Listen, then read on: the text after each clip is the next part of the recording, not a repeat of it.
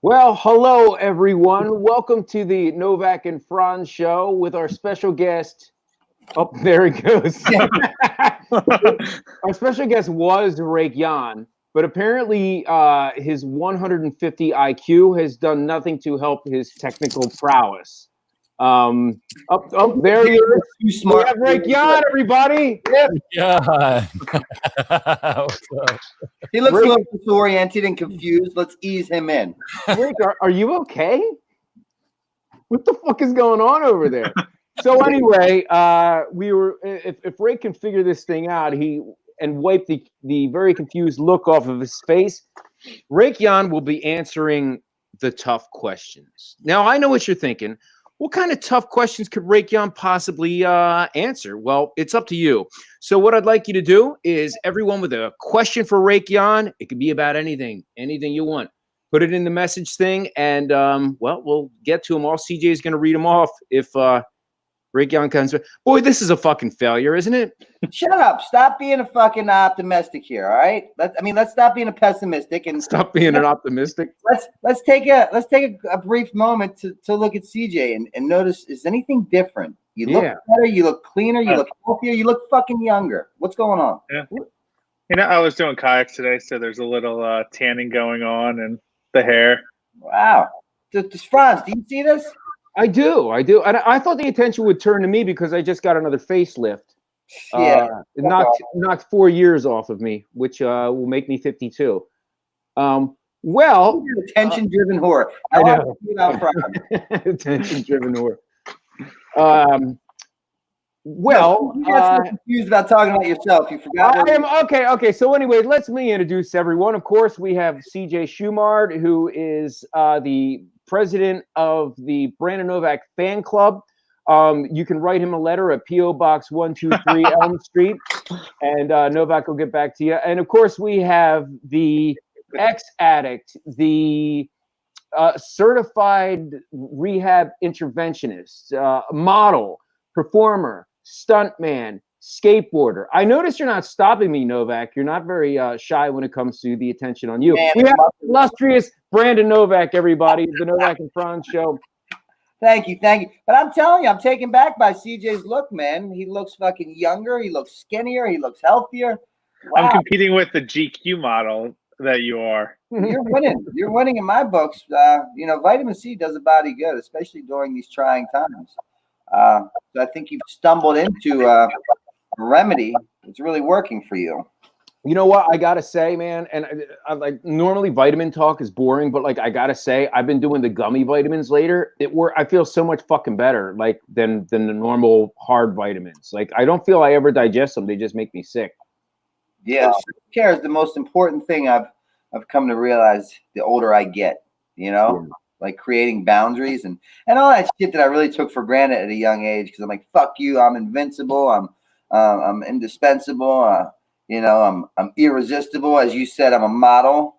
Didn't really pay much mind. But then, and it's also around the same time when I thought age was just a number until I hit that certain number and believe now that like that's not the case. And it's about the end game at this point. Well, you were saying that the other day when you stopped over my house. You were saying that you've been skating all day, and you had this look on your face. You were like, and I was like, dude, what's wrong with you? Are you okay? And you're like, I've been skating, and it's like it's been a little while since I skated this many days in a row, this hard. And you're like, I'm kind of feeling my age just a little bit, But I think maybe you were just out of practice skating, but. Like how's it been going with you're shooting? I don't know how much I'm allowed to talk about it, but you're shooting a skating segment, which is you want to talk about it or no? Yeah. I'm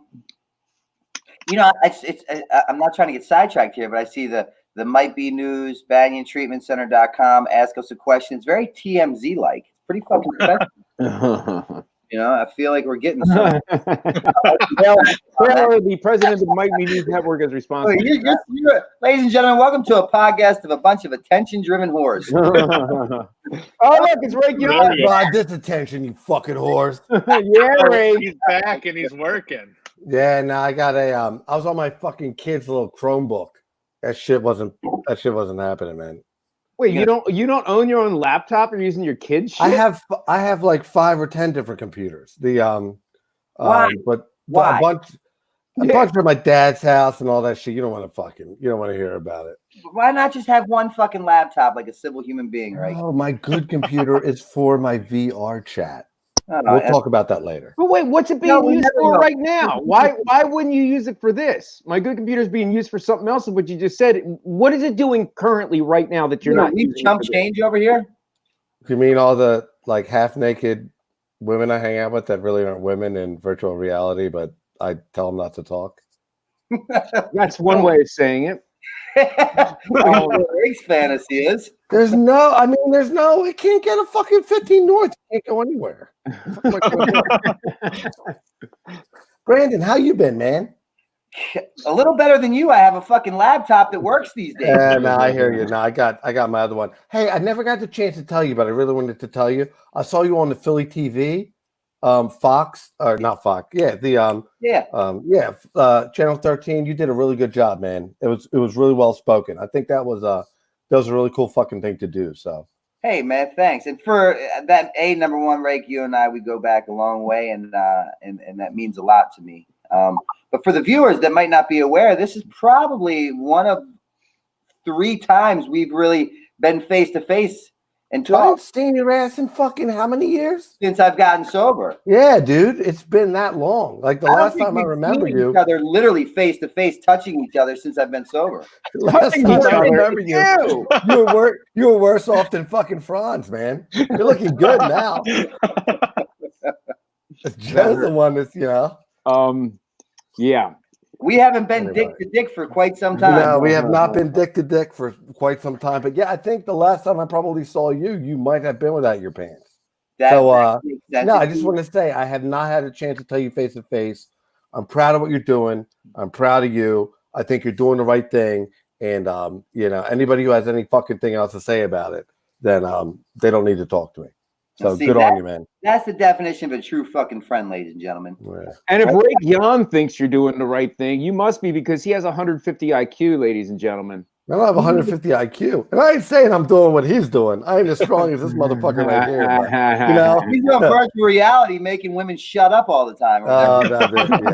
It's a bad scene. I would take some screen grabs or whatever, but I'll never forget the time we went to Miami for the VMAs, and Rake's in the lobby, and it's me and Bam and Dunn and all of us, and Rake's like, yeah, I gotta go meet up with this chick, but she brought some baggage with her, and we're like, oh, what's that? Like, she just get her heart broken, she crying, she's sad, she bring her sister.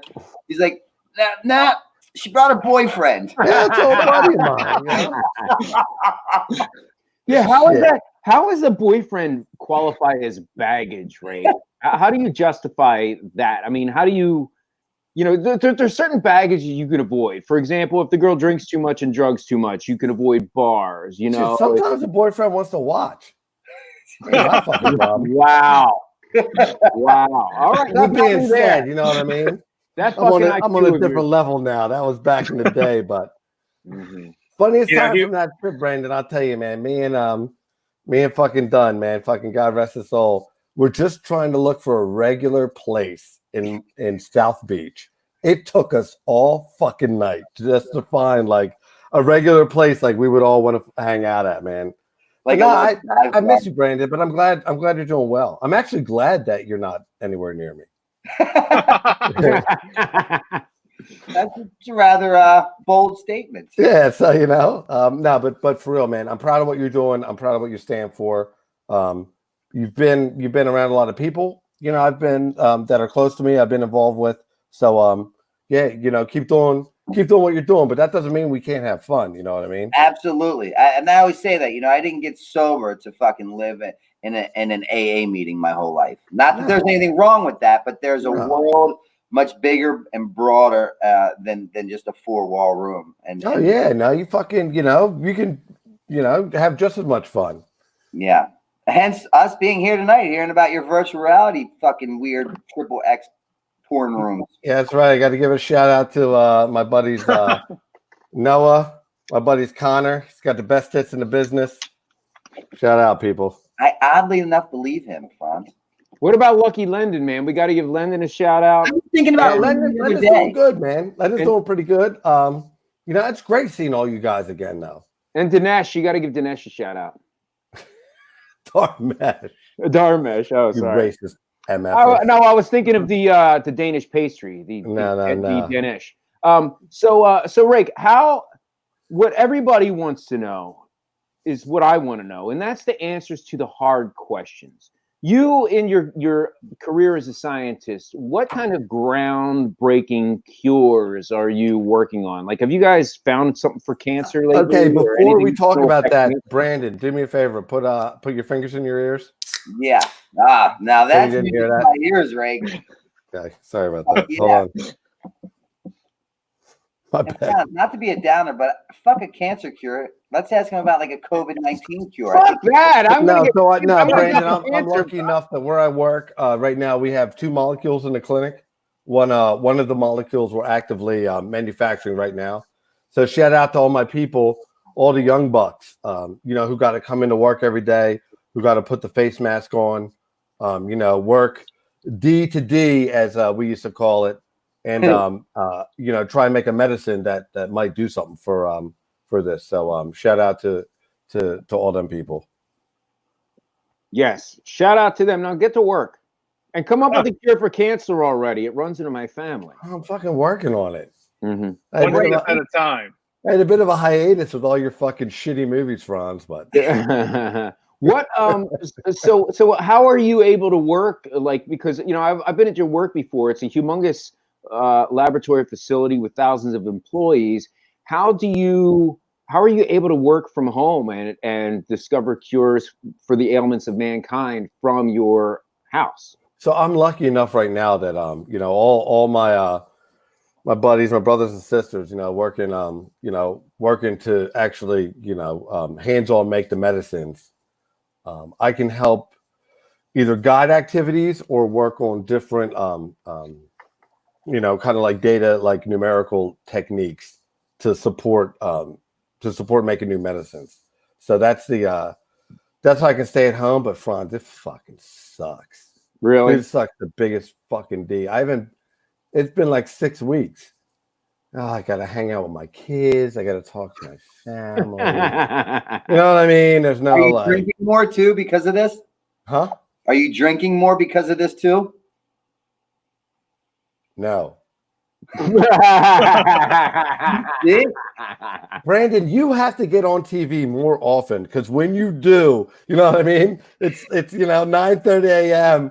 and I'm thinking like, oh, I'm gonna head to the fridge, and then Brandon's having a cup of coffee. He's like, we're doing like everyone stay strong, and I'm like, oh, I gotta stay strong, Ted. It's not noon. Yeah, stay strong. It's not. What would Brandon do? No, who'd ever thought that'd be the mantra? What would Brandon do? No, I never fucking thought that either. And now everyone's worried about COVID. You know what I mean? Shit. When we were fucking on tour, this fucking viruses fucking left and right, man. If I could have a duck. You think about it this way, Novak. Every time you're on TV, Rake stops drinking for 15 minutes. So if he can manage to hit all the networks in one night, he can have a sober evening. If that's all that I'm able to achieve out of my sobriety, I win. I didn't go to the liquor store for a month because of you. Well, that and Governor. For real? They closed them down too. I'll say it's Brandon. It's definitely Brandon. I can't wait till the next time we actually get to hang out, man. So are you still in the state? You're in a different state? No, I live in Philadelphia. I live right in the city. I live like right near Betsy Ross's house. So nice. Street creds to say Betsy Ross is my neighbor. Yeah, once people in Philadelphia aren't legally allowed to wear masks on a regular basis, and all this kind of dies down, and we can even do a whatever it is. We gotta hang out, man. It's been too long. Frantz is right around the corner. We'll do an old fashioned. Stay hang out with Joe. Yeah, who cares about me? Coming down there. You know what? You know what was? I'll never forget, Rake. Like, one of the things about you is you always had a very dry sense of humor, and you could make everyone laugh, and there was nothing to laugh at. And I remember when Ryan Dunn died, and we all got together, and you know, it was. I mean, Novak, you were in jail. Yeah. But you know, it was Rab, you, me, Bam, and you go, and there was a quiet moment. You go, you know, it's pretty cool to see you, motherfuckers. Yeah. We should something like this should happen once a year to bring us together. And it was like, sake, that's you know what what I mean? we needed to fucking laugh. It's like, I don't know, man. It was maybe that's what it takes, man. You know, I love Ryan, but you know, shit, maybe a human sacrifice once a year so we can fucking hang out. Yeah, you'll be willing to sacrifice me so long as you can get together with your best bud. I wanted the lesser member. I don't know if I got any lesser, you know what I mean? And Ray, just throw a shot. Can you I wanted to sacrifice Frantz. You know, can you get back? I wanted to sacrifice Frantz for a lot of years. Fuck. And I would have did it for way less than us getting together. Hey, Rick, do you remember when you first met Novak, what your first impressions of him? You know, because we're filming this pants on. Hey, first of all, you might be about to have a birth control message coming up here. Hey, come here. Come here, everyone. There you go. Boy, Rake Jr. Take your hand out of your ass. Rake Jr. Yeah. His name is Keep It in Your Pants, Jan. Go find your brother. I told you, worthless brother. I give him $20 if you didn't come up here. You lost your money. Wow. That's our future, ladies and gentlemen. That's the future. That's Parenting 101. Right. You gotta hustle. Oh, he's crying. Oh, for fuck's sake! You're not watching TV. Here, take the phone. Here, let's ask him some questions, Ray. Here, go watch Cardi B on TikTok. Do what it is you do. Go. No, bring him on. Bring him on. Come on. Come on. Okay, here you go. Here's a big moment. Okay, here. Do you want to be on TV? You want to be on YouTube, or you want to do this? Okay, go run downstairs. No! You have to leave. He wants no part of you, Frantz. Oh man. Okay, do whatever you're gonna do. Frantz, Turn the volume down. I know. I was gonna ask him about the meanest his daddy's ever been. I wanted the world to hear, but he's not good at that. We can get the older one for that. No, but for real though, you know, I gotta get them into the city, you know, to see you, to see freaking Novak. Yeah, dude, I got a movie theater in my house, dude. It's a 16-foot by 9-foot fucking projection screen. So it's like, yeah, we should all get together and have an adult beer child film night. You know what else is hilarious, man? The rest of the world that thinks that you know, everyone got rich from X, Y, or Z.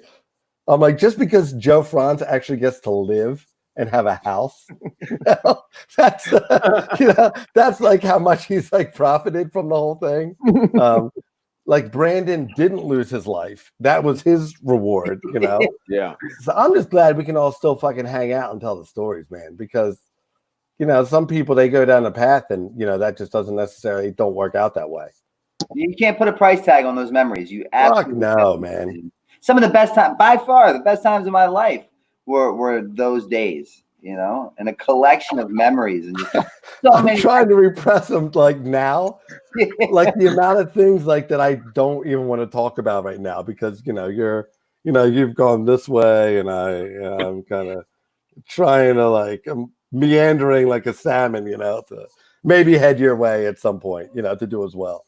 Now, at one point there was supposed to be a Rake Jan Brandon Novak tour. And I wish I had the picture here.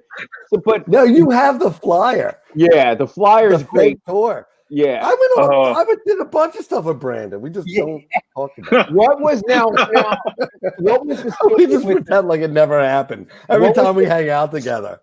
It's like the first time we ever met. Like, Brandon, how you been? You know, like I haven't seen you in forever. Like. Rake and I paired well together. What was the Texas tour, guys? You got to. I want to hear both of you join in and tell you guys went to Texas with Tim O'Connor to work with Leather. I think it was Leatherface. Dude, that's literally one of the worst experiences of my life. It will have to be so edited, like ridiculously edited. But Brandon, if we could ever put that in a movie scene one day. People would be crying crying laughing. Like it's one of those things where every 5 minutes you can't believe this is happening, but then it gets worse every 5 minutes. Literally, that trip got worse and worse and worse until I'd never gone to the airport 4 hours early. And I remember it was right around the time when the movie Brokeback Mountain came out. So I thought it was great. We're in Texas. I'm strung out on loads of cocaine to just have my costume be the Brokeback Mountain character. Brandon, at that point, cowboy. I don't know about your rock bottom, but I think to me that was like part of like I've never been in a situation before where I was like, taxi, like it's only happened twice. You and Steve-O, and you guys are both doing a lot better now. So I'm glad I was there to see you, like crater like to the bottom. And we kept the longer we stayed in Texas, the more hell we became. So no one could deal with us. So we just kept getting like left behind over and over, and people just kept trying to fucking get away from us and lie to us and say they bought us tickets. It got worse and worse until it was at the point where like the police didn't even want to fucking show up at that motel. Okay, guys, I was like, a couple specifics from what I wasn't there, but from what I understand and what Tim O'Connor was telling me, you guys were supposed to do some event with Leatherface at a bar, and it was like a kind of a strip bar or something like that. So Brandon, I'm going to give the PG version of what I remember. Okay, please, details. I landed on an airplane. We went somewhere, and then next thing you know, everybody wanted to go out that night to hang out. Well, so it was. I think it was. No. So I think that night was good. I can't remember if I landed the day of the event, but anyway, the event ended up happening in a parking lot. Yeah. The parking lot was what I would say sparsely attended. So I remember sitting literally on a curb being so hungover from the fucking night before. I forget what we did or where we went out. But literally surrounded. So imagine me sitting on how high is a curb? Like a couple inches, surrounded by. Hold on, Richard, turn that crap down. Get over here. They play the wrong words on that TikTok. Daddy's going to end up on CNN. Turn it down. There you go. No CNN. Okay. Anyway, so imagine me hungover sitting on a curb. Right? With like 8 kids probably under the age of 12 to my left, and another 8 kids under the age of 12 to my right. Maybe like 3 or 4 parents. And then Brandon, you weren't feeling much better, were you that day? No. So Brandon's trying to skate, right? So I'm saying this is near like he probably wasn't at rock bottom, but we're definitely skiing down the mountain together. Yeah. So my man can't even like get the trucks on the fucking coping or nothing. And this 8-year-old was like, man, he sucks. And so I got the parents handing me like a Bud Pounder every now and then. I'm hanging out trying to figure out how to entertain their kids. I was like, I don't know what to tell you guys, like. And what I've lived a pretty hard life, Novak, were you dressed as like one of the village people, and there was all these like humongous hicks who wanted to kick your ass because they thought you might be gay? They were being pretty cool, but there just weren't that many people. But then the fucked up part was the dude ended up stealing all the money, and the money was for like pediatric cancer. So that was the bad part number 1. Bad part number 2 was we ended up at some gentleman's club. I ended up like, Frantz, you know me, I'm not that good. And Brandon knows it's even better. I'm not, when it comes to like people, like the whole finishing skills back in the day, that really wasn't my strong suit. So I ended up having some science conversation with one of the dancers. She had no clothes on, but I didn't give a fuck. I didn't have no one else to talk to. Brandon's doing his thing. So next thing you know, I'm back at her house, Brandon, after that limo ride from hell, which I'm never going to talk about. But anyway, so let's just say that like nobody died and went to jail on this limo ride. I end up at this dancer's house. And me and my buddy, like, it was better than like sleeping in some shitty motel. She's married. I think she was married to like a Marine. Oh, but he was upstairs playing Call of Duty or some shit. So me and my buddy are like, well, this is, I mean, it was already been a strange weekend, so it's not going to get any more strange.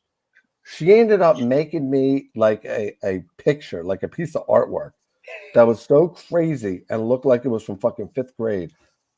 Dude, and there was like a poem and shit on it. I kept it in my office for like 7 years. Nobody knew that it was from that trip. And nobody had any clue that it was from a married stripper who I happened to like pass out on her couch for like 45 minutes. Her husband was right upstairs, who, if I recall correctly. Oh, you were there. I wasn't there. I'm just repeating. Oh, no. I thought you were there as my other buddy. I can't remember. I didn't know if you were there and then hit the road. Because you used to do that all the time. You're like,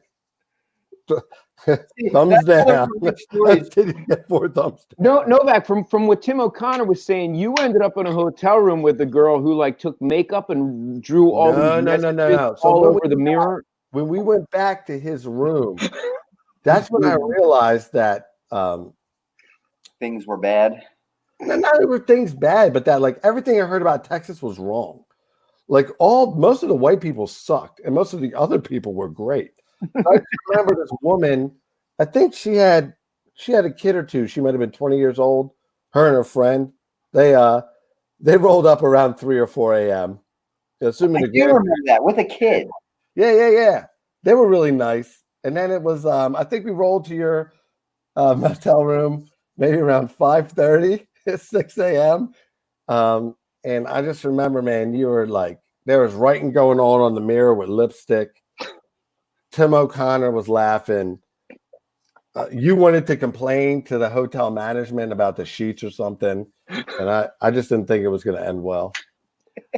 I could see you dumb fucks getting roped into something like this, but how does Tim O'Connor, world-class skater and personality, get roped into this with you guys? Like, wow, what the fuck do you have in common that you would have ended up at a demo together? Because I remember when I got this offer, they wanted skaters and they wanted like TV personalities. This offer. I'm like, well, I must have did something recently where Tim was running around. So I'm like, I'll just give Tim a call. And he just showed up. He had no clue what was going to happen, Joe. In the grand scheme of shit shows, this was like a 9.5 out of 10. This was awesome. But once Tim was on the ride, he wasn't about to get off the ride. Like, dude, Tim O'Connor was fully committed to the Motel 6. I saw him there. I saw the pregnant women. It was late.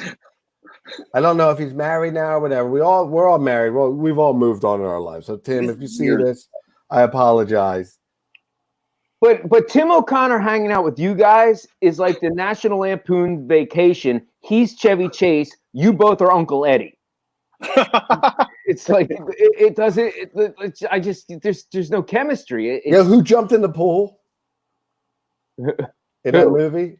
What was her name? Supermodel. Chase. Oh, yeah, that was Christy Brinkley. There was no Christy Brinkley. It's Christy Brinkley, like 18 years old with 3 kids, man. It was Christy Stinkley. Yeah, dude. It was they were very nice. They were very nice to Brandon. They kept him alive. They literally kept Brandon alive. So I've noticed a common theme going on. Anyone that does an event with Rake Yan gets sober, Brandon and Steve-O. And then all the girls Rake gets on tour come with baggage. There's a lot of baggage. The stripper had the husband. The one girl in the story in the beginning had the she boyfriend. Had more baggage than just the husband, man. There was a lot going on. And that I couldn't even diagnose. I realized that I was in over my head around 4:35 a.m. before I went to sleep for 15 minutes. Do you still have the wonderful piece of art that you brought back? No, I had to when they made me move offices, I I had to kiss it goodbye. It was there for ages, Brandon. And every time I looked at it, all I thought of was you. Greg, what's the biggest lesson you learned from the CKY Viva La Bam days? Like, if we all learn life's lessons as we progress in our journeys. And what's one thing that you really took away? That what have we learned, Raikyan? The biggest lesson in the world is don't believe a fucking word that Joe Frantz ever tells you. Don't believe one word that he tells you. Like, it may come to fruition in 5 or 10 years, you know, maybe one day you'll become a cult classic, but no, it was because whenever we filmed, there was always 2 things that we would film that you had to be ready for. One was what we told you we were filming. The second was, in reality, what we were really filming. Well, that took me a while to figure out. That took me a good... Yeah, which could put you in physical or emotional jeopardy. Science smart, street smarts. Science smarts, right. Street smarts. Yeah. You know, Joe never told me when I was like licking my lips, you know, ready to get that, you know, headshot, even though I didn't have a gun and it was a stick. It was actually a penis I was licking my lips over. So you go through a couple iterations of that, and eventually you figure it out. But yeah, that was one of the best things that we ever had you do, man. We were filming, and I just re-edited this for the CKY remastered project because Bam didn't know how to edit it right. But it was like, you know, it was the war skit, and so it's like, so I filmed a shot that looks like it was taken from a telescope of everyone's balls, and so. Later, I filmed you and had you in a shot of you in the trees with a gun with a rifle scope on it. And I was like, all right, Rake, you want to lick your lips. You can. Oh, my God. Blood. And if anyone's just watching this who wants to like hire a director or somebody to motivate that actor, I was salivating, man. Yeah, I was ready for that kill. And your point of view, I was licking my lips like I was ready to fucking like take out Hitler in World War II. And it was a dick. It was a hairy fucking ball sack. And I was fucking waiting, just waiting for that. But that's what you do, Joe. You motivate me like that. Yeah. You make me feel like I'm in the moment, like I can see through the tight pants. Oh my God, Rake, remember the Viagra story in Brazil? Oh yeah, that's the only time I've ever hung out with so it's a good one. People probably heard it before. So we're in Sao Paulo, Brazil. Sao Paulo, Brazil is an amazing city. It's what, Joe, it's like 3 times bigger than Manhattan? 4 times bigger than Manhattan? Yeah. It's just like, it was 26 million people when we were there 26 million years ago. Anyway, so we're in this giant city. And so we actually, you know, Joe and I managed, you know, to try and go to bed before 4 a.m. so we can actually wake up when we're supposed to. So me and him are the only ones up. And then we're like, so what should we do? And then we're like, oh, man. I hear you can buy anything you want in the pharmacies here. Like, that's a kind of conversation. Yeah, so we find a pharmacy. We don't even know how to fucking say pharmacy in Portuguese. So we find a drugstore, and then we're both like too chicken shit to fucking try and buy any like kind of like narcotic or anything like that. Yeah, it's completely legal. But Rake looks like he's committing high crimes. I don't know what I'm doing. I don't even know the language. He was so nervous. He was like, I'm like, dude, if you want codeine or whatever, just go up and ask for it. And like, I didn't buy know it over the counter. And he's like,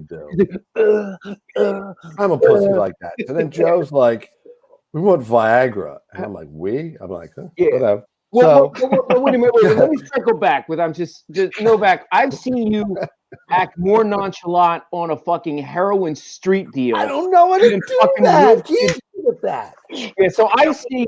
So at the time Viagra came out, and there's these big signs everywhere, Viagra, and I'm like, I wonder if this stuff works. So Joe's like, let's get Viagra. I'm like, oh, this is gonna end well. So he grabs some big V, right? So I was like, okay, what do we do now? And we're like, okay, well, let's go get a breakfast Danish, I guess. So we go back. Hold on, you're not hearing what I'm hearing. Oh no, you're hearing what you're hearing. This is exactly how it went down. In Sao Paulo, Brazil, early sleep. You guys are loaded, and you go to a. No, we weren't loaded at that point. We were perfectly like actually well rested.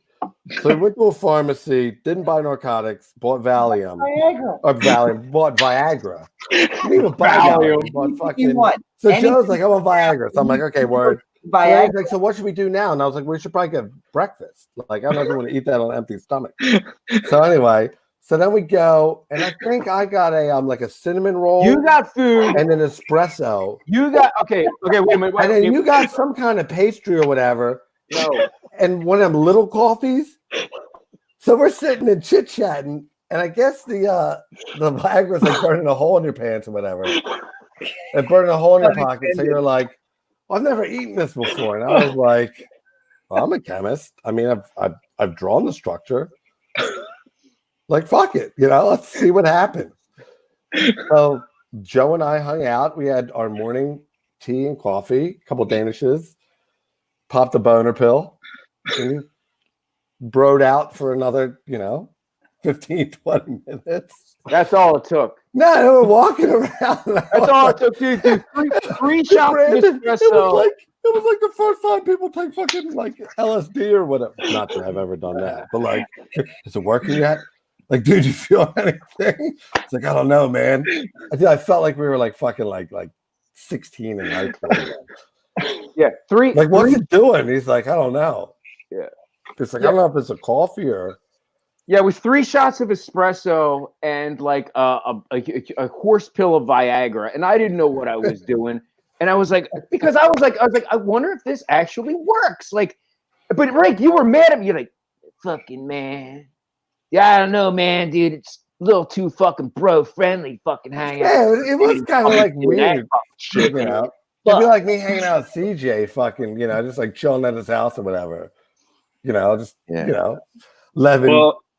a.m. Like, hold on, dude. But we I'd be sober the next day. We've learned that much. Yeah. But we proved Viagra worked, and I was you proved the work. You ran up oh my room, God, and then you were late. I couldn't show on up. time. I couldn't show up with the big bowl. And everyone's like, "Where's Frantz? Where's Frantz?" And I couldn't tell him because it was so embarrassing for me, let alone for you. But yeah, that was a good one, man. Like, why is Joe late? Dude, that was a big production, man. There was like 12 people there on company money. Yeah. Where's Joe? And I was like, man. Yeah, I had to take care of business, man. I had to do something to be able to walk straight. It was insane. I swear to God, if this Viagra was so potent, if I would have kept it in my neck long enough, if I would have swallowed it slower, I would have had rigor mortis in my neck and fucking choked to death. I swear to God. That's what she said. How do you tell major Hollywood producers? Because we were working with a big name Hollywood guy at the time. Yeah. That Troy Miller. That Joe Frantz is late because we had a Danish and a Viagra for fucking breakfast. And now he's got to fucking beat his meat so he can even have a chance to answer. And now 15 people are waiting around in like murderous Sao Paulo, Brazil. That was right before I almost fell out of the helicopter. Yeah. I'm still back at the moment where 2 grown men who are loaded for them have the option to go to a pharmacy to buy anything that you want, and you 2 dipshits pick Viagra. Any narcotic in the world for free. You had me on that one. Fucking Viagra. No, you can't make this shit up. It really happened. Yeah, guy. We talked for 15 minutes. Like, one thing, guys, what's it doing? We can't interrupt each other because it garbles the sound. But wait, let me just cap off this story with the ending to this story. Okay. We know the ending.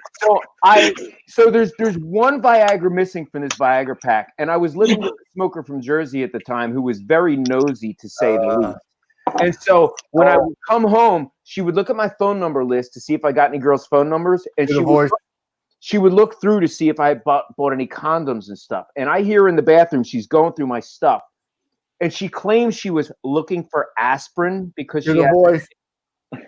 And so all I hear from the other room is It's all quiet. I hear her rustling around, and I hear, "Do you like going to strange countries, popping Viagra, and fucking strange women?" Now, how?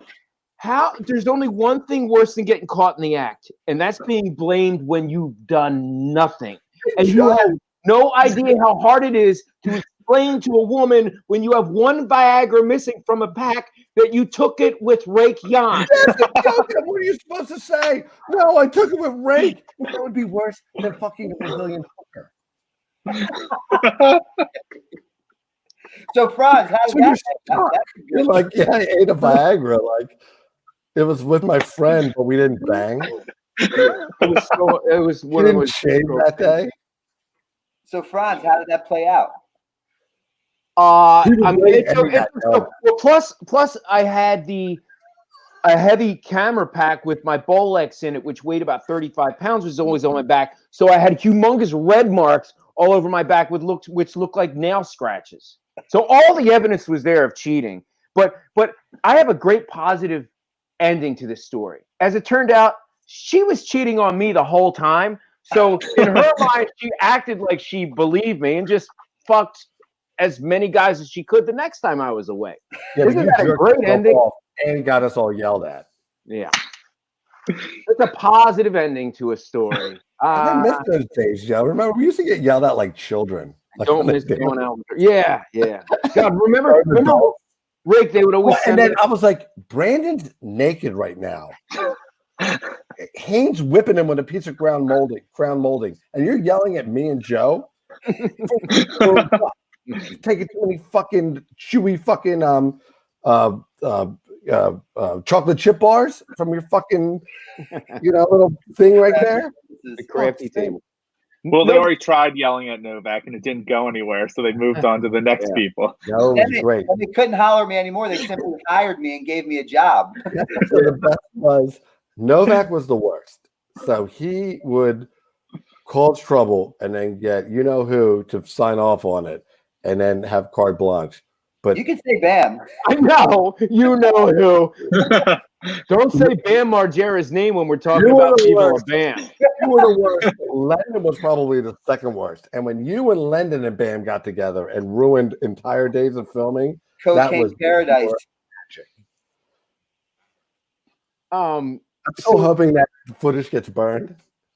Well, one of the great things about working with Novak is that they would yell at him. Like he would go to town to pick up a bag of cocaine for everybody, and he would show up, and then he would get yelled at. It's like you fucked up our whole shooting schedule, and he was like, I'm no filmmaker. I don't even know there is a shooting schedule, and he really didn't.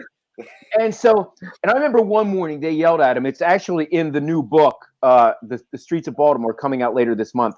But so he shows up, he gets yelled at for fucking up the shooting schedule, and she's like, "You fuck up my shooting schedule again, you're fucking fired." And he's like, "Fired? You never hired me to begin with. I'm not even getting paid to show up." Yeah, that was so awesome. Yeah, you are the man. Yeah. Who gets to just show up? What was that like? The that episode of freaking Seinfeld. Kramer just like shows up to a job he doesn't actually have. Yeah.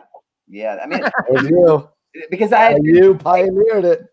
I had been polite and asked them for a job for so long that they just kept yesing me to death.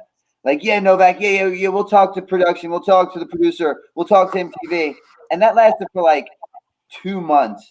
And finally, when I just saw through their bullshit, I'm like, all right, motherfuckers, you're going to regret not hiring me. Because at least if you hired me, you can control my behaviors. Wait. Holy crap. Were you ever hired on the show? At show? The end. Yeah. only because my behaviors got so outlandish and I would create such a ruckus and I would get Bam to believe me and then he would become more of a pile of shit when I was a pile of shit. Yeah. That they're like, dude, the smart thing to do here is to pay this little fucker so we can at least control him because we know he wants money because he wants to get fucked up. Oh, I forgot about that. Back in the day, like, yo, dude, yeah, man, yeah. Yeah, I'm thick. I mean, come on, hook it up. They'd be like, here. Just give him what he wants. It was worth it. Go away. Well, they basically paid you as blackmail money. They blackmailed you into behaving yourself. They needed to have because they weren't hiring you to begin with, so they couldn't fire you, and you could show up and do whatever you wanted. So they needed a way to control you and to blackmail you. And their solution was, it's like okay, we need to blackmail him to behaving himself. So they started to pay you to be on the show. So it's like in a fucked up way, you earned your paycheck, and you were blackmailing them into paying you. So it was like a double crisscross blackmail situation. It was brilliant. Dude, I've been in show business for fucking, behind the scenes. So all types of shows and movies. And I've never seen anything quite like it. It was masterful on both ends. Kind of like you weaseling your way into it, Joe. What? we talk about it. We kind of go in depth in the new book about that. Yeah. Like when my behaviors caused us to get sued. And then those two like high class, lawyer women who are completely disgusted by anything by me. And I am just such a pile of shit just because I know that they don't like me. And the more that they don't like me, the more that Bam thinks I'm fucking awesome. So it's just a win-win. Oh, can we talk about like top 10 Brandon Novak moments? Please? Before he became the new Brandon Novak? Yeah. Bring it on. These things, dude, they're burned in my head like for life. Probably for even beyond life. What was that photo shoot around the pool? Remember that? It was a big name magazine. I think that was VHM or VMV. No, NME? No. The magazine used to have all the hot chicks. I know exactly what you're talking about. Something HM or something like that. What the fuck was that called? Anyway, when people actually used to read magazines. Yeah. Big fashion magazine is there to have a shoot. They have a legit photo shoot. When they have those umbrellas with the silver at the bottom, it's going down like this, like the little reflector things. Yeah. They get everything set up. Phil's in the pool. April's there. We're doing this fake family scene. Screen time Glom's in there. Screen time Glom's over in the corner doing this over and over. Did you have a robe on even, or were you just buck naked? No, I wasn't. Here was the thing. I wasn't in the photo shoot. No. You weren't in the photo shoot. I'm trying to remember what you walked down. Well, here's the deal. So I was bummed out. So I was in the house, right? And I'm like, fuck it. If I'm not in the shoot, I'm not going to lurk around the pool in hopes to get in it. Fuck it. So about 2 hours into it, he's like, yo, what are you doing? I'm like, just watching a movie. He's like, get naked, come down, and jump in the pool. So I'm like, all right. I tell him yes, but I'm like, dude, I need to do something way more gnarly than jump in the fucking pool. So I totally get completely naked, walk out the back. Yeah, you were buck, right? Like buck naked. Down the stairs, slow motion. Everyone's watching me. They're like, what's going on? What's he doing? Novak, no, this is a shoot. And I get up, slow motion, walk out on the diving board, turn around, drop, squat, and shit into the pool. And then I walk into the house and go in the house. And there's just these turds floating in the deep end. No, he took a shit in the pool. I think at that point, man, this fucker sunk. Phil was in the pool at the time. So, well, not only that, it was like, Phil, get out of the pool. He was kind of like, oh my God. Not only so it's all the way on that end. The thing about this shoot was not only were they spending like $40,000 on this photo shoot. There were cameramen, there were assistants, there were hot girls walking around with clipboards who had no function other than they were hot and someone wanted to have sex with them. They hired them. Horrified look on those girls' faces when they saw the actual shit come out off the end of the diving board and then like enter the pool. And the photographer, well, you guys are forgetting the main thing.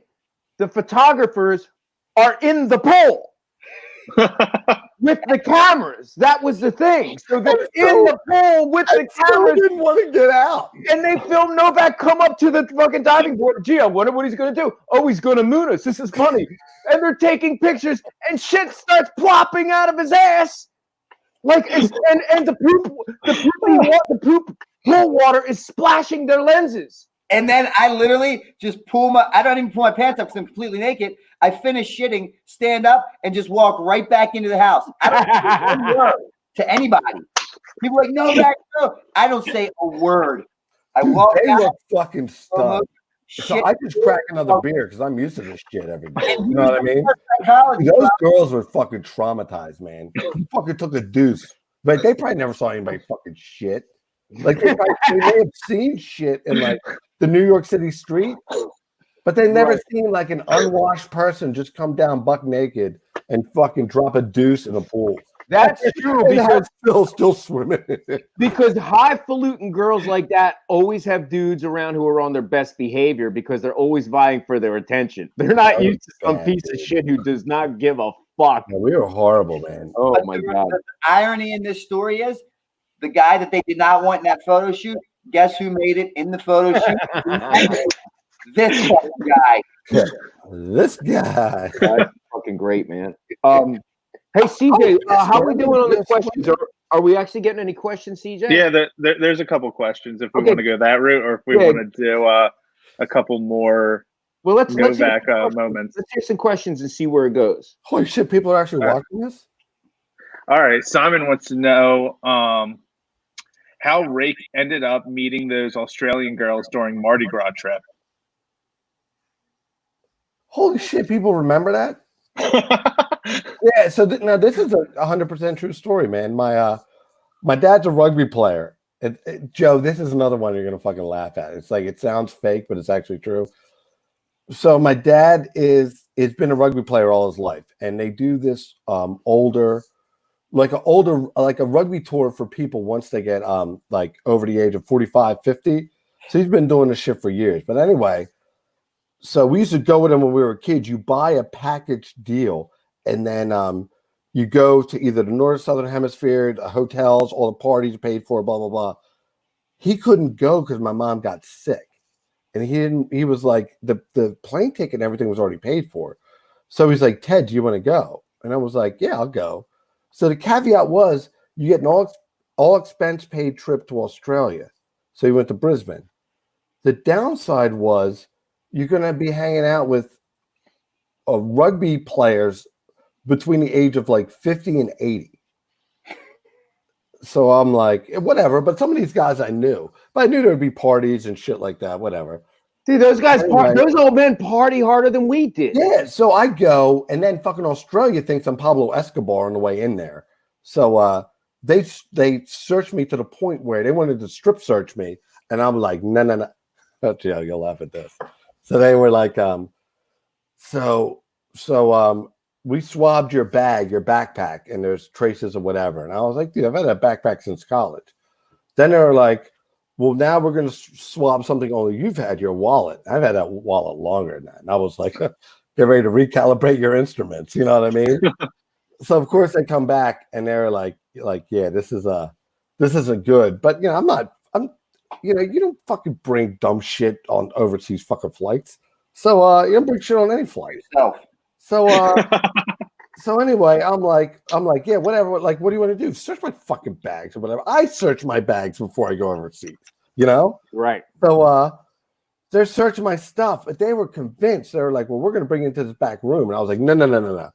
If you're going to strip search me, we're doing it Novak style. We're doing it right here in front of everyone. Because if if there's going to be dudes, once they bring you in front of everyone or nothing. Once they bring you into that back room, you're not getting out. They will keep you there until they fucking cavity searches. Right. I was like, no, if you're gonna reverse cavity search my ass, you're gonna finger my butthole in front of all these people because that means you did it and they know that you did it. So then eventually they made this dude, I'll never forget, like feel me up. This poor Australian guy, and he's working his way up my leg, and I'm looking down at him with those eyes, you know what I mean? Like he's working his way up. So anyway, yeah, so he felt my nuts and all that. It was cool. So anyway, like, he had an experience. Yeah, so like he at that point had an experience that he probably hadn't had before. But anyway, so it was at a bar, man, in the middle of nowhere. And then I met these two girls, crashed at their house. And then the next day, I was like, oh, I got to go. I got to go to this rugby thing. So they're like, it's right down the street. We know where the pitch is.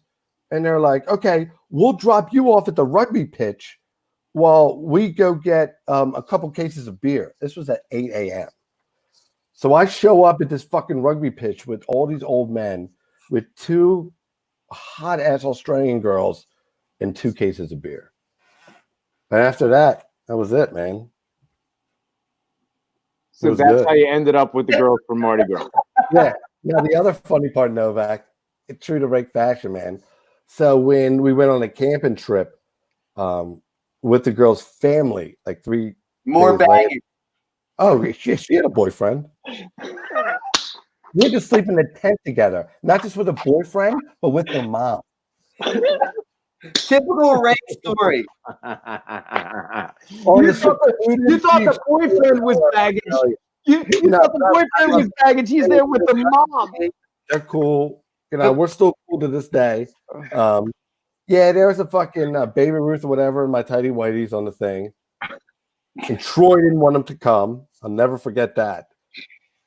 Fucking bitched at me. I had to drive myself. Don't even get me fucking started. It's like 5 fucking shows on the bullshit I went through. I get stuck with Joe Frantz in every shoot. Dude, Joe, great guy, man. I'm still picturing Rake in a tent with the mother and the boyfriend. Yeah. I was on the side of the tent, and I think the boyfriend was in the middle. And I was like, man, at that point, you can't even beat off or nothing. Like, shit. All right. Any more questions, CJ? What else you got? Yeah. Jerks Production wants to know, Rake, how many bar bets have you won telling people you were a scientist? Yeah, that's true. I can see people being surprised. Frantz was there a million times. All they ever wanted, like anyone in Hollywood, the only thing they ever know about organic chemistry is making meth. That gets old. Makes sense. DJ, take James White and delete him. Remove that comment from the live comments. Taylor would have to. You can't do that. Number one. Number two, you just brought attention to something you were thinking of. I didn't even know. This is going out live. As soon as he said that, I'm like, wait, what James White write? I know. I had to look too because I've been grabbing questions the whole time. Why would you draw attention to something you don't want anyone to know about? Live, while we're doing a live show. That's like, yeah, that's like saying like, oh shit, like I ripped the back of my pants, guys. Don't film my ass. It's like, and definitely don't look. Yeah. Anyway, sorry, James. I got you, Rake. Huh? Yeah, get rid of that guy. Is Lord Bataro still around? I think he's still up. Jacob wants to know. He was looking good the last time I saw him. Unlike me, man. Dude, I let myself fucking go bad. I need like a robe and like an old man chair. Quarantine ain't been doing me well, Frantz. CJ, now, just so you know, guys, before we started this, I told CJ, I said, notice how Rake never answers a question directly. He like whenever someone asks you a question, it becomes something else. The question was, have you seen Lord Bataro lately? It was, and it just becomes this whole other thing. It's hilarious. I need a robe and an old man's chair. that was the answer. Remember Bataro before he forcibly made love to me in the Mustard Man movie? He was a bit heavier, but the last time I saw him, you know, he was looking good. You know, he'd lost a bunch of weight. He was looking good. I, on the other hand, have digressed tremendously. I'm like a cross between fucking Fat Thor and the Big Lebowski. Venus wants to know, Rake, how have you not won an Oscar yet?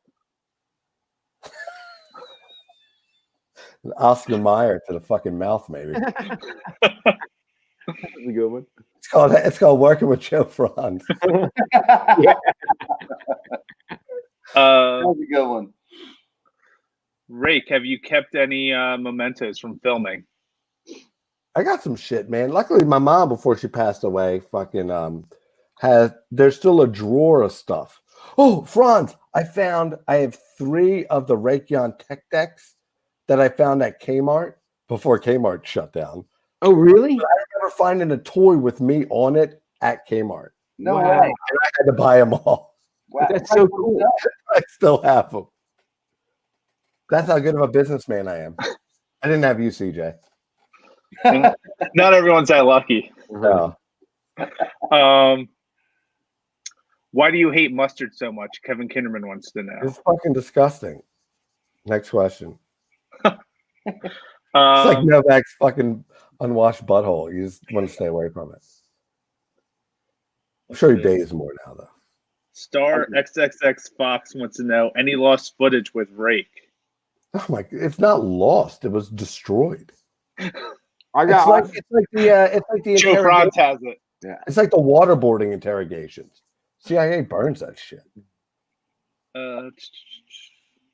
Yeah. I'm sure Joe's got a lot of footage on his phone. Oh my Watch it right before he goes to bed.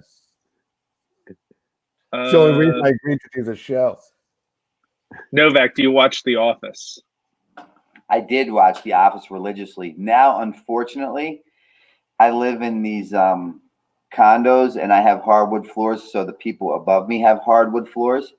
And every night, I don't have a TV in my bedroom. Every night I go to bed, they are watching The Office. Every morning that I wake up, they are watching the fucking Office. I go to sleep to that goddamn theme song, and I wake up to that theme song every fucking day. It haunts me religiously. That's probably my fucking neighbors that asked that goddamn question. Fuck you. Oh, he is. Oh, dude, get one of our movies, get like Haggard or something, and just turn the speakers up on the ceiling. I had a Dwight bobblehead. I love that show. Joe, I think I had more sex in your movies, simulated sex, than I did in real life during our whole 10 years of filming. Yeah, a lot of people ask me if I had sex with a lot of women during the Viva La Bam days and stuff. And actually, ironically, I had more sex watching you fake gay sex in front of my camera than I did with I was never a promiscuous guy. Dude, I banged.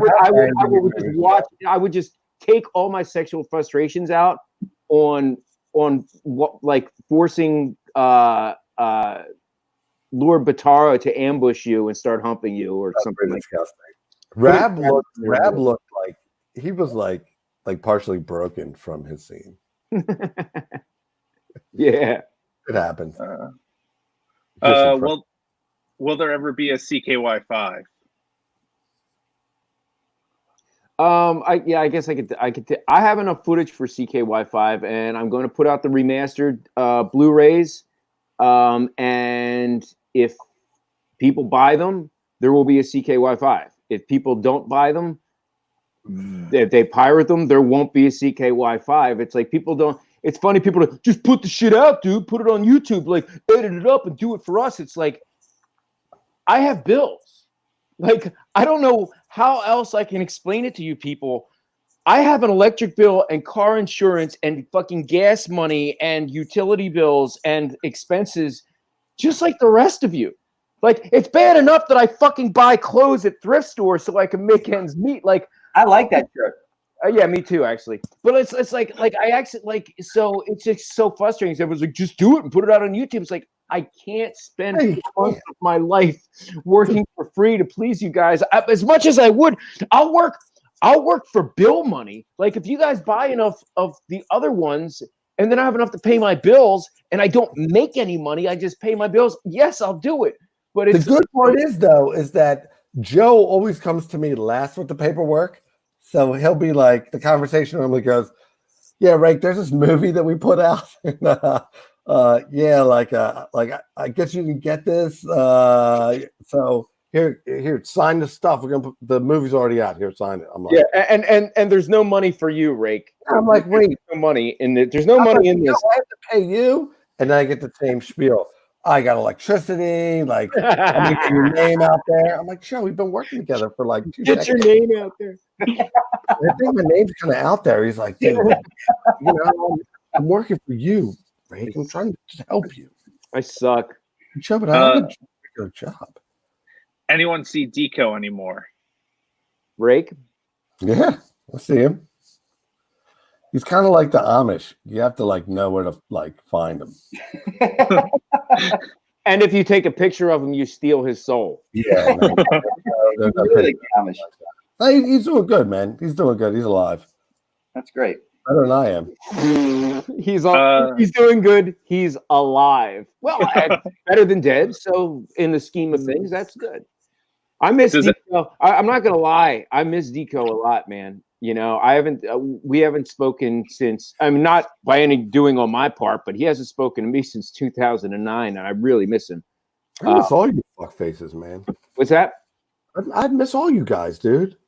Yeah. I mean, like, you know, even just seeing your faces, like every time we get together, dude, it's like a flood of memories. You know, most great, a lot disturbing, but it's just like a flood of memories, man. You know what else is weird too is when we all start to hang out, we get together in the same room at the same time. Like forgotten memories begin to resurface. You know, like one of us will remember a shred of a memory, like a piece to a puzzle, and the other guys would be like, "Dude, I was in the next room the whole time." Like you were? I forgot you even there. Like, oh yeah, and then slowly, as we all add our 2 cents, the pieces of the puzzle to these larger forgotten stories will come to fruition. It's that it wasn't semen, it was actually icing, you know, like things like that, like come to, or it wasn't icing, it was really semen. Anyone see Buddy Bill anymore? Oh shit. I heard he was dead. If anyone's Bill, like, or anybody who knows Bill, I haven't seen him since the fucking Rhone busted out. So I hope my man's doing good. I ain't seen him in lockdown. I was seeing him occasionally over at Bam's, and then he wrecked Bam's car, so him and Bam went that way. I'm friends. Like his kids are friends with my kids, but I ain't seen motherfucker since the Rona busted. I hope he's good. Me too. Anyone see Mark Hanna? On Instagram, we're friends. I talked to him on that way. I miss that motherfucker. What's he look like now? Does he still have hair? He looks like you. Yeah, he kind of does. Good call there, Frantz. Jesus. I really, dude. Hanna is one of the guys I actually I don't get to see very much. You know, he has kids and he's super busy. How many kids does he have? I think he has 3 kids now. Oh, what a dumbass! And he has a super responsible job, which requires him to get up every morning and to work hard. He's a family guy, but it's like I thought he would have learned something from me. What's that? I thought he would have learned something from me. Pull out, don't get a real job. But yeah, dude, Hanna just has this. He always had. Hanna and Rab were similar in that they had infectious laughter. You know, it's like when they start fucking laughing at something, like it's because they noticed something so ludicrous about a situation that you overlooked. You know, and they'll bring up they'll bring up something about a situation that you overlooked, which makes it fucking hilarious. Like Novak, like the time we caught you with the Xanax on Radio Bam and we kicked you out of Bam's house, and like you walk out, you're doing the walk of shame. You're headed back to Baltimore with not a pot to piss in, nor window to throw it out of, nor plans to fucking do anything with your life other than return to Baltimore and shoot up. And fucking, it's all quiet, and you leave the room, and Hanna goes, "Is anyone here the least bit surprised?" Like it's so poignant, you know. Oh man, it's that runs in Hanna's demeanor. You know what I mean? His brother's a cop, so that's kind of a very cop-like thing to say. Yeah, that's true. When I think of Hanna, you know what I think of the most, Joe? What? Iceland. Yeah. A man bought $20 and fucking spent it all on a bag of Doritos the first day. He ate all the Doritos and then had a horrible stomach ache and no money for the rest of the trip. Dude, he was so bad with money.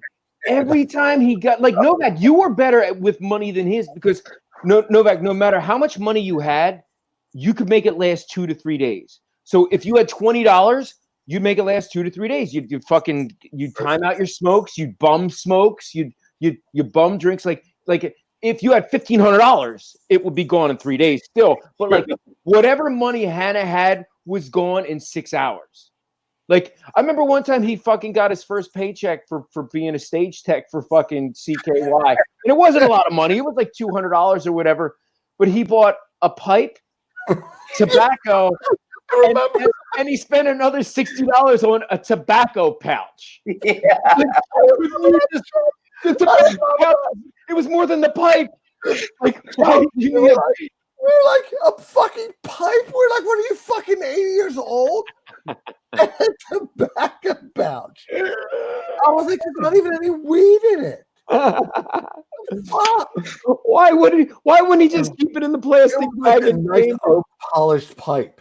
Like it came in a nice Ziploc bag. What the fuck do you need? A leather tobacco. It was a leather with fucking plastic in the inside with the fancy zipper and everything. It was like $60. And he rolled up all proud. I remember one time Hannah was at Bam's house and he came in like he was doing like helping Seth build a set, and he comes in and he's like, fuck, I'm in a hurry, and he runs over and he does something in the kitchen, and I go to walk in to the bathroom to use it, and he just sleeps the toilet, taking a shit, eating a hot dog at the same time. Disgusting thing ever. He's like, what? I'm hungry. Dude, he's putting it in and letting it out at the same time. He's like, what? I'm hungry. Dude, one time we were when I was doing the CKY IDR DVD, filming the videos for CKY and behind the scenes stuff. I just remember like me and Bam were like going to bed, and like, so in a tour bus there's bunks, and the bunks are just like almost like a train bunk. So there's one bunk bed over another, and they each have a curtain. So it's like you're like basically in a coffin. And so me and Bam are like sneaking in there, and Hannah doesn't hear us because the bus is moving, it's rocking, you hear the sound of the road, and we just see this ass. It's like the curtain lifts up, we see Hannah's white, naked Irish ass peek out into the fucking into the alley, and it just goes poof. Yeah. This gust of fart noise and wind hits us in the face, and then the ass just goes back in the thing. Like, he didn't know we were there, but he farted in our face because he didn't want to snip his own fart air in the fucking coffin-like bunk of the guy. If no one's seen those tour bus bunks, they're like these tiny little, like imagine like an 18-inch high fucking like curtain, like a double curtain. Yeah. His ass just popped out the double curtain, so the gas didn't stay in his little space. Yeah. And fucking annihilated every face in the whole fucking corridor. Thing. Nowhere in the world would that logic make sense. But to Hannah, you'd be, dude, what the fuck? How'd you fart? Dude, I was cool back then, though. Imagine trying to get pussy with fucking Hannah's fucking unwashed ass fucking popping out, fucking busting it, you know? Rake, I think you were fucking that up regardless if Hannah put it. Yeah, I was probably fucking it up. But Hannah's butthole didn't help. Does Rake still have the engagement note from back in the day? Oh, shit. Who has that? Matt. Dude, that's a fucking dude, somebody remembers all that shit. What is that? I think, dude, that's a long lost story. The I think it's gone. It was in the fucking drawer for a long time, man. Yeah, that was a weird fucking situation. Tell the story. Hey guys, I have to drive to Baltimore, so I'd love to stay here and romanticize about the old story. So yeah, here, let's end it on that one. All right, I'll tell you what. We'll get together in like a couple weeks or whatever. We'll have Rick back on. I'd love that. Yeah. No, dude, I get on, but you know, sorry to be such a scumbag, Brandon. You're doing so good. I'm gonna take your recovery back by like a couple decades. Rake, I'd be very upset if you were not the way you presented yourself tonight. It's good on you, man. You're the man. I love you guys. I'm hopping off. If anyone out there needs help, please reach out to me and my team directly. 610-635-9092. Frantz, Rake, CJ, love you boys. I gotta go. See you, Travel man. safe, my friend. All right, and I guess that about wraps it up. Nope, Rick, we're gonna pick this up on a later episode. We'd love to have Rick Yon back, and plus, I think we have some audio issues we're trying to work out. Anyway, Brandon Novak Chronicles. graphic novel starring Raikyan, available again soon. We're getting these printed back up. Will be available on Amazon.com and BrandonNovak.com. Dream Seller, of course, autographed copies on Amazon and BrandonNovak.com. And I'm coming very soon in mid this month, mid-May 2020, the streets of Baltimore. Raikyan, you're in this book, by the way, and we didn't pay you to do it. Hey, Joe, don't tell Novak. But does it like break my contract if I trade the books that I got that you gave me for like booze? I would be disappointed if you didn't. Okay. You know, I mean, just think about it. Like, yes, it breaks every habit. Like, fundamentally, I feel bad, but then I don't feel that bad because I'm out of liquor. What did you do to her? I trade them for alcohol. No, the joke was liquor. Okay. All right. It's Mother's Day. I got to go hang out with my mom and tell her how much I love her. And Rake, happy Mother's Day. I love you, dude. It was fucking great.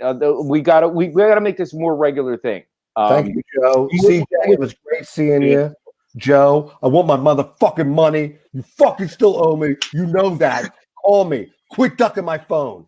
Anyway, I'll see you guys. See you. All right. All right. Thanks. Hey, thanks, Rake. I really appreciate you taking the time, man. See you guys. Yeah. All right. Later, brother. And CJ and Taylor. Taylor, do you have any words about the Might Be News Network? MBNnetwork.com. Go check it out. We're not doing podcasts really much right now, but please go check it out. And thank you guys for being a part of this. Frantz, CJ, Novak, Rake, everybody, and everybody watching. Thank you guys so much. MBNnetwork.com. Go check it out. And please become a Patreon of MBN, because if you notice, poor Taylor is so poor from the coronavirus. He can't afford a fucking light in his apartment. He's sitting there in the dark. It's just dark, man. I'm just so dark and ominous. But no, MBNnetwork.com does have a Patreon, and it helps these streaming services, or keeping up the payments on his microphones and whatever the fuck it is. And we really appreciate you all. So thanks again. Stay safe. We love you. Until next time. Thanks, guys. Bye. Done deal. All right.